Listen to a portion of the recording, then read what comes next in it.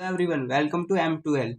आज हम पढ़ेंगे क्लास 10 का चैप्टर नंबर 8 ट्रिग्नोमेट्री, जिसको हिंदी में कहते हैं त्रिकोणमिति। ठीक है, तो ट्रिग्नोमेट्री का अर्थ क्या होता है? ठीक है, ट्रिग्नोमेट्री एक यूनानी शब्द है, यूनानी भाषा का शब्द है। ठीक है, जिसमें ट्रिग्नोन का मतलब होता है त्रिभुज और मेट्रोन का मतलब होता है मापन। ठीक है, और दोनों को मिलाए तो ट्रिग्नोमेट्री बनता है, जिसका मतलब होता है त्रिभुज का मापन। ठीक है, बहुत अच्छे।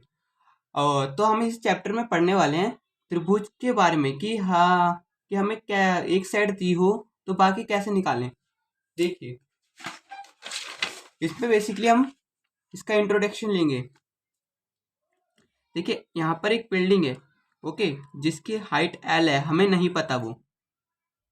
ठीक है, ओके, और यहाँ पर आपका एक फ्रेंड खड़ा हुआ है, ओके, जो कि है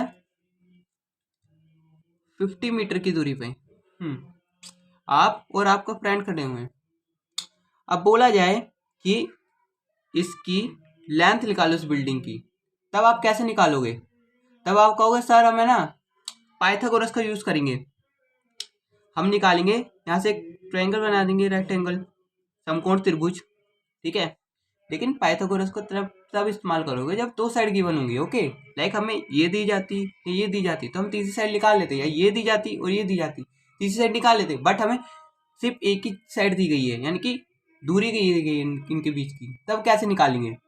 तब यूज करेंगे हम ट्रिग्नोमेट्री का। हम मात्र इसके एंगल के मापन से, एंगल मेजर करके इसकी हाइट बता सकते हैं ट्रिग्नोमेट्री से। अब वो कैसे होता है वही हम इस चैप्टर पे जानेंगे। ठीक है, ट्रिग्नोमेट्री रेशियो पढ़ेंगे हम इसमें। ओके, देखते हैं। हमें जिस त्रिभुज के बारे में पढ़ना है ना इस चैप्टर में, मेनली है वो समकोण त्रिभुज, मतलब राइट एंगल ट्रायंगल। अब देख लेते हैं कुछ बातें राइट एंगल ट्रायंगल के बारे में। हाँ, जैसे कि आप देख सकते हैं, ये रेक्टेंगल ट्रायंगल है ए, बी और सी। ठीक है, आप जानते हैं कि ये क्या होता है, लंब, और लंब के सामने वाली भुजा कर्ण, और बाकी बचा हुआ आधार। ठीक है, जो आपके सिलेबस में है, जो एंगल हमें पढ़ना है ट्रिग्नोमेट्री में, वो है एक्यूट एंगल। ठीक है, न्यून कोण।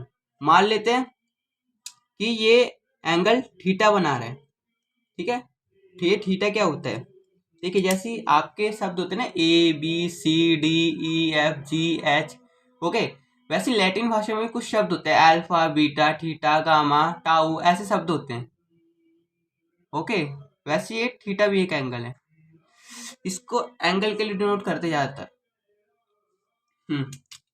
आपको इसकी बेसिक बातें तो पता ही होंगी समकोण त्रिभुज की। लंब का स्क्वायर जमा आधार का स्क्वायर इक्वल टू कर्ण का स्क्वायर, ये तो पता होगा। Perpendicular square plus base square equal to hypotenuse square. Okay, हाँ, ये छोटी क्लास की बात है, आपको पता होनी चाहिए। ओके, अब देखेंगे कि ट्रिग्नोमेट्री में क्या होता है। देखिए, ट्रिग्नोमेट्री में हमें रेशियो निकालना पड़ता है, मतलब कि अगर एंगल सेम है, मान लीजिए ये एंगल सेम है, ये एंगल नहीं बदल रहा, तो समकोण त्रिभुज की किसी भी दो भुजाओं का रेशियो हमेशा सेम ही रहेगा। एंगल सेम रहने चाहिए, बेशक वो कितना भी एक्सपेंड हो जाए, त्रिभुज कितना ही बड़ा हो जाए। ठीक है, देखिए, मान लीजिए ये लीजिए, दिख रहा है? ओके, देखिए त्रिभुज ए बी सी में, ठीक है, एंगल थीटा है, हमने ये एंगल थीटा माना है। ठीक है, तो दो भुजा का रेशियो ले लीजिए।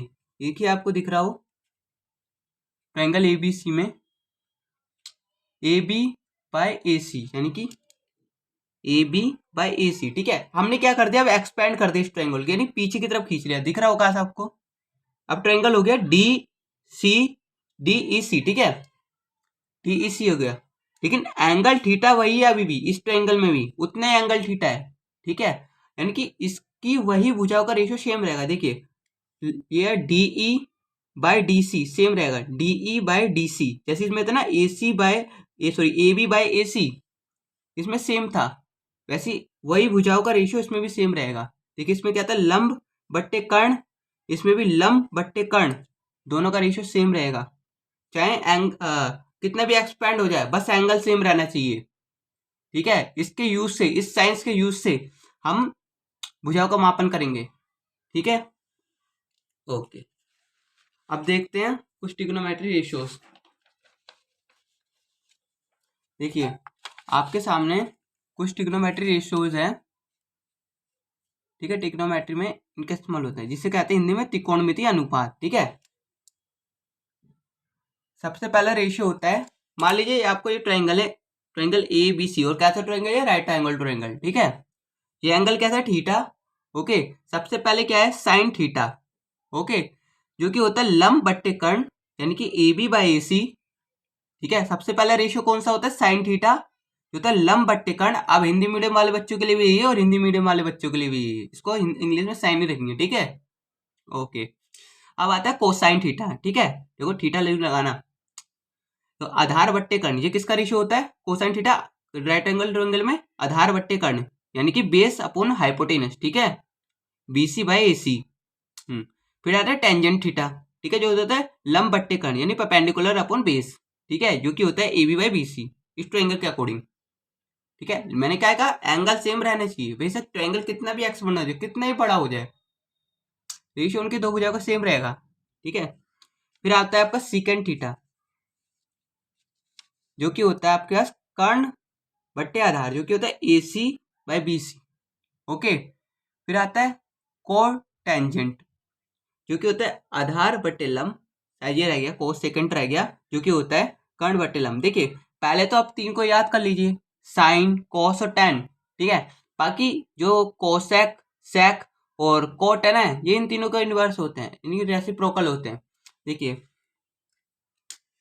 साइन का रेसिप्रोकल क्या होता है, कोसेक, ठीक है।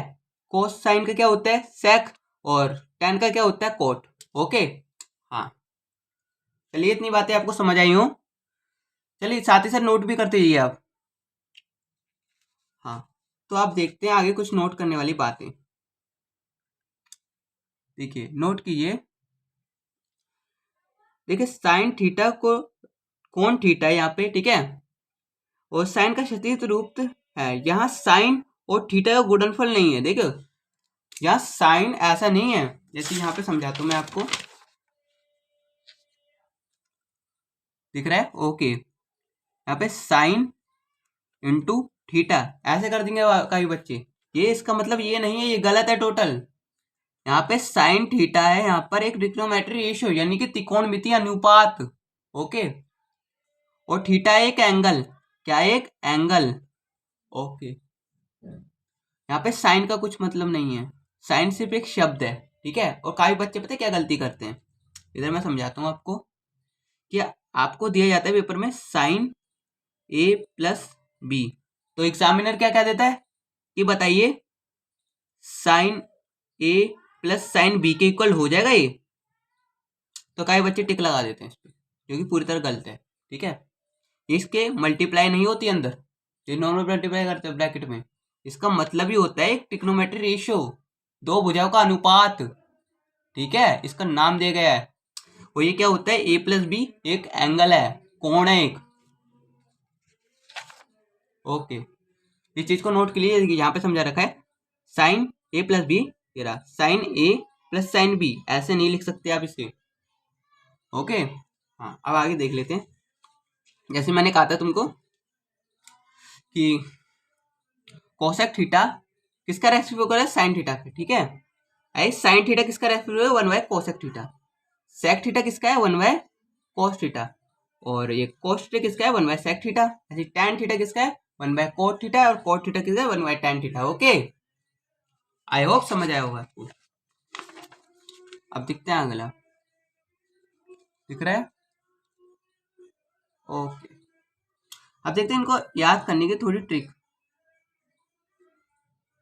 ठीक है। हिंदी मीडियम वाले बच्चों के लिए ये लाल बट्टे कक्का, ओके, सोना चांदी तोला, लाल बट्टे कैसे कक्का कैसे, यहाँ पे एल का मतलब है लंब, के का मतलब है कर्ण, यानी कि लंब बट्टे कर्ण, आधार बट्टे कर्ण, और लंब बट्टे आधार, यानी साइन क्या होता है, लंब बट्टे कर्ण, कॉस क्या होता है, आधार बट्टे कर्ण, टैन क्या होता है, लंब बट्टे आधार, ओके।